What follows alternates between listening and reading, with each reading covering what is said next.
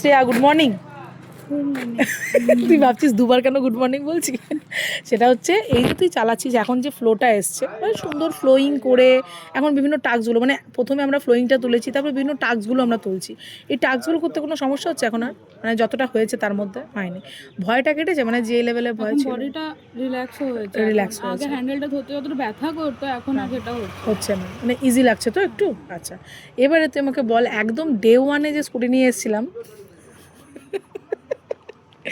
Day ওয়ানের যে ফিলিংসটা তোর ছিল বা যে তোর মনের যে ভাবনাটা ছিল এখন তার কোন জায়গায় পৌঁছেছে? জীবনে তো লাগতো যে আমি স্কুটিটা সোজা করে দাঁড় করাতে পারবো কিনা, আমার গায়ের উপর না পড়ে যায়, আমার পায়ে না পড়ে যায়। এখন লাগছে না পুরো স্কুটিটা আমার কন্ট্রোলে আমি রাখতে পারবো, মানে আমার কোনো ভয় নেই যে কি যে সামনে কিছু চলে আসছে কিনা, আমি মানে নিজেকে কন্ট্রোল করতে পারছি যে কি যে আমার আমার কিছু হবে না।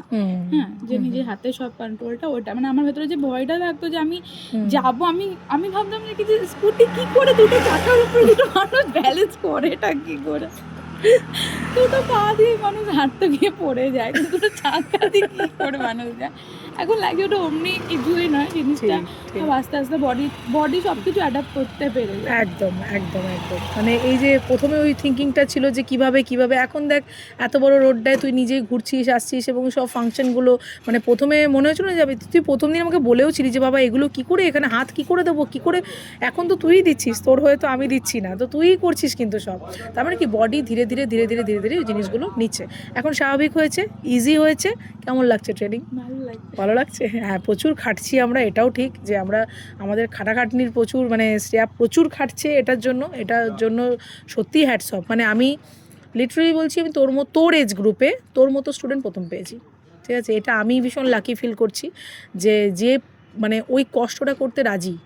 সবাই এই কষ্টটা করতে রাজি থাকে না যে আমি একটা কিছু অ্যাচিভ করব তার জন্য যে আমাকে যে পেনটা নিতে হবে, ওই পেনটা করতে সবাই রাজি থাকে না, ঠিক আছে? তো যাই হোক, খুব ভালো লাগছে আমারও তোকে ক্লাস করাতে, আর তোরও ইমপ্রুভমেন্ট একদম ডে বাই ডে। আচ্ছা, সবথেকে বড় প্রশ্ন হচ্ছে এই যে তোর মোটামুটি দেখলাম ব্যালেন্স করে তুই চলে আসি, ব্যালেন্স তৈরি হয়ে গেছে এবং সেটা কন্ট্রোলেবল, মানে যে এমন নয় যে আমি ব্যালেন্সটাই শুধু তৈরি করেছি যে কোনো জায়গায় ধূপধাপ পড়ে যাবো এরকম ব্যাপারটা নয়, যে কোনো জায়গায় এখন তোর মধ্যে ফেথ এসে না গাড়ি আমি ফেলবো না, আমি দাঁড়িয়ে অন্তত আমি দাঁড়াতে পারবো, তাই তো? আমি ব্যালেন্স করে নেবো এই জায়গাটা। তো এই জিনিসটা করতে গিয়ে ডিউরিং ট্রেনিং পিরিয়ড কতবার পড়ে গেছিস? একবারও পড়িসনি? সত্যি কথা? তাহলে এই যে বলে যে না পড়লে স্কুটি শেখা যাবে না, এটাই তো চল আছে। ওটাই শুনে তো মানুষ ভয় পেয়ে যায় না, যে এত বড় জিনিসটা যদি পড়ে যায় তাহলে আমার কোনো ক্ষতি হবে, গাড়িটা তো ওটা তো পরের কথা, একটা মানুষের ক্ষতি হলে তার ওইটাকে রিকভার করাটা অনেকটা হয়ে যায়, যে কি ওটা এমন যেন ড্যামেজ না হয়ে যায় যেটাকে একদম থেকেই গেল, ওটা আর কোনো ঠিক ওটা একদম ওটা মিথ, ওটা কোনো রিয়ালিটি নেই ওর উপরে। একদম একদম একদম ঠিক। আর ট্রেনিং ভালো লাগছে? ট্রেনারকে কেমন লাগছে? ভালো। কতটা ভালো? আচ্ছা, তাহলে মোটামুটি ক্লাস করতে আসলে তারা শিখতে পারবে বলে মনে হয়?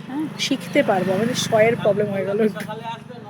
যাই হোক, ঠিক আছে, খুব ভালো লাগছে, অল দ্য বেস্ট। এইভাবে জার্নিটা আমাদের চলবে এবং এই জার্নিটাকে আমরা সাকসেসফুল করেই ছাড়বো এবং গাড়ি নিয়ে তুই আমি একসঙ্গে গোটা দুর্গাপুর ঘুরবো। সেই মিশনটার জন্য আজকে এত কষ্ট। সবাই হয়তো পলিশিংটা যখন দেখবে তখন মনে করবে এত স্কুটি মানে বাইরে যারা দেখে তারা মনে হয় স্কুটি চালানোর ব্যাপার না, কিন্তু এইটার পিছনে অনেক পরিশ্রম আছে এবং ধীরে ধীরে এই যে প্রতিটা পয়েন্ট আস্তে আস্তে আস্তে আস্তে বোঝা, এটা অনেক বড় ব্যাপার। তো সেটা আমরা এখন অ্যাডাপ্ট করছি, আমাদের বডি আমাদের ব্রেন সেগুলোকে নিচ্ছে এবং আমরা সাকসেসফুল হবেই হবে।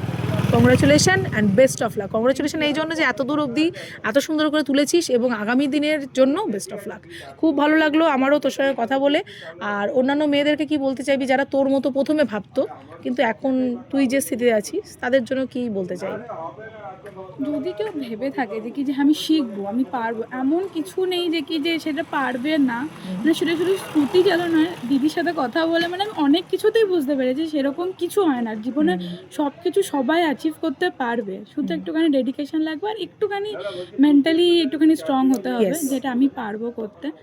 আর দিদি তো আছে, স্কুটি দুর্গাপুরে যদি থাকে কেউ তাহলে তো স্কুটি চালানো তো আমার মনে হয় না যে কেউ পারবে না, এটা বলা কারোর উচিত না।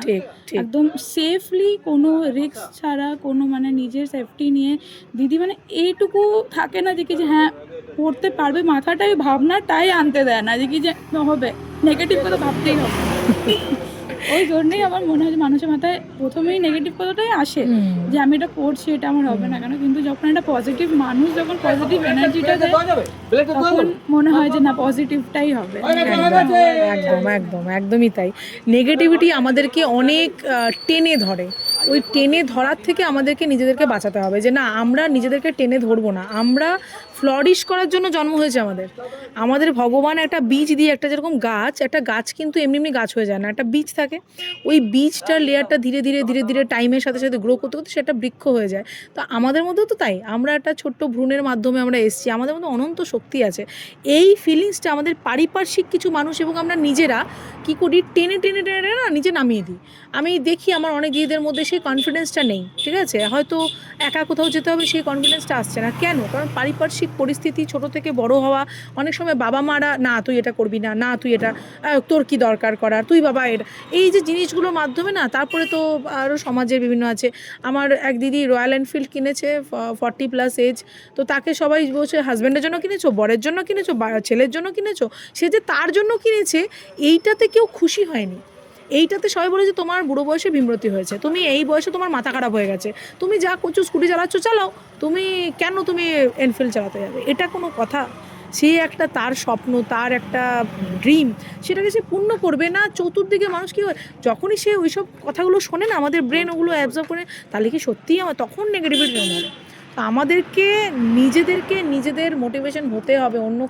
অন্য এমন নিজের অরাকে তৈরি করা উচিত প্রত্যেকটা মানুষের, যে কারোর কোনো নেগেটিভ কথা তোর গায়ে টাচ অবধি করবে না, সেটা আসলেও ঝেড়ে পড়ে যাবে।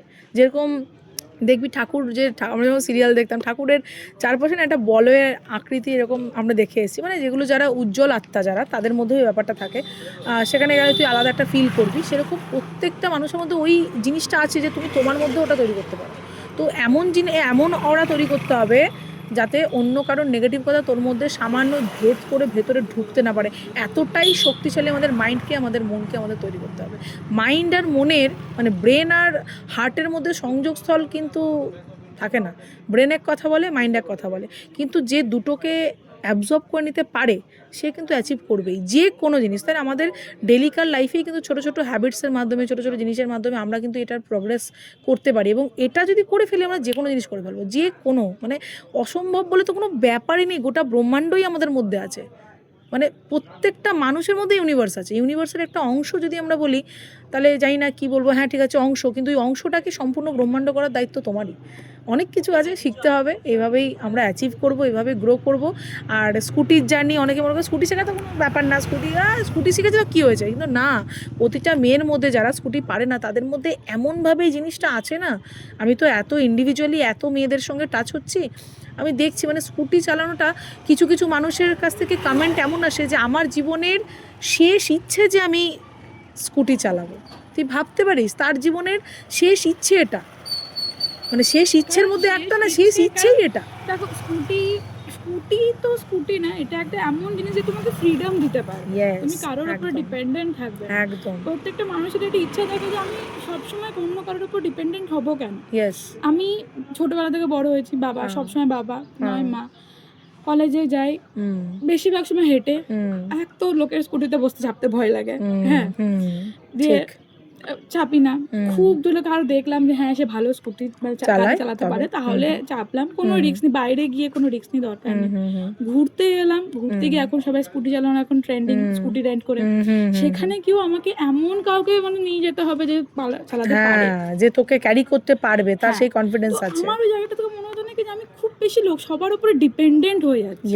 মানুষের ইচ্ছা এটাই থাকে না যে কি যে আমি নিজে স্বাবলম্বী, হ্যাঁ নিজে আমি সেলফ ডিপেন্ড, আমি যেন কারোর উপরে যেন এরকম না মনে হয় যে ও আমাকে না নিয়ে গেলে এই কাজটা আমার হবে না। এক্স্যাক্টলি, মানে বল নিজের বল একটা কথাতেই আছে, যে নিজের একটা শক্তি ওটা। আমি আজকে টোটোর জন্য, নালে কারোর জন্য, নালে আমাকে এ পৌঁছে দেবে, নালে ও কেন, এটা আমি আমার কাজটুকু, অনেকের মধ্যে এটা থাকেও না, ঠিক আছে, মানে যে আমি নিজের কাজটা নিজেই করব, মানে এই ব্যাপারটা তো থাকতে হবে যে আমার কাজটা অন্য কেউ করবে কেন, আমার কাজটা আমিই করব। যাই হোক, এখন আরও অনেক ডিপে এই কথাগুলো, সত্যি কথাই, মানে কথা এগুলো বললে অনেক এক্সপিরিয়েন্স হয়তো অনেক তাদের কথাগুলো ভেতর থেকে আমি জানতে পারি আমার দিদিদের, তো তখন বুঝতে পারি। তো যাই হোক, এটা সত্যি ঠিকই বলেছি, এটা একটা ইন্ডিপেন্ডেন্সি দেয়। তো সেরকম, আর এটা শিখে গেলে না মানে এমন হবে না, আমি তো পরে যে রিভিউগুলো পাই, ধর ফোনে কথা হচ্ছে দিদিদের সঙ্গে, তখন এটা শিখে গেলে আর তো তোর কোনো কিছুই বাধা নেই, তুই এবার সুইমিং শিখতে যা, তুই এবার কোনো ক্লাসে যা, তোকে আর কারোর প্রতি ডিপেন্ড করে থাকতে হবে না, তোকে আলাদা খরচার জন্য বসে থাকতে হবে না, বাবা আবার টোটো ভাড়া করবো তাই 3,000 টাকা মাসে লাগবে, ভাবতে হবে না, তো ওই নে গাড়ি নে, তুই ভর্তি হয়ে যা, ব্যাস এই তো হচ্ছে ব্যাপার, তাই না? আচ্ছা তুই একটা কথা বললি যে সত্যি আমার সেই ফেদটা দরকার হয় যে কার পেছনে আমি চাপ, তো আমাকে যেদিন প্রথম দেখলি, তো আমাকে দেখে ফেদ কী করে হলো যে আমি তোকে নিয়ে ঠিক ট্যাকেল করে চলে যাবো? তোমার কথা শুনে আমার কথা শুনে ওই ফেদটা এসছে? হ্যাঁ সত্যি? Wow! এটা এটা আমার খুব ভালো লাগলো শুনে যে আমার কথা শুনেই সেই ফেদটা মানুষের ভিতরে এসছে। কনফিডেন্সটা থাকতে হবে না যে কি যেটা আমি এটা পারবো। তোমার কনফিডেন্সেই সবাই কনফিডেন্স পাবে।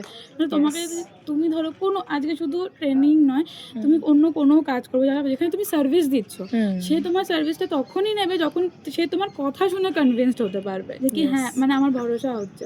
ঠিক। কিন্তু যদি তুমি তার নিজের কথাতেই না করো, সে তোমার ওখানে টাইম আর মানি এনার্জি কেন কেন দেবে? দেবেই একদম, না। কথা একদম শুনে ঠিক। আর সবাই ভালো করে চালা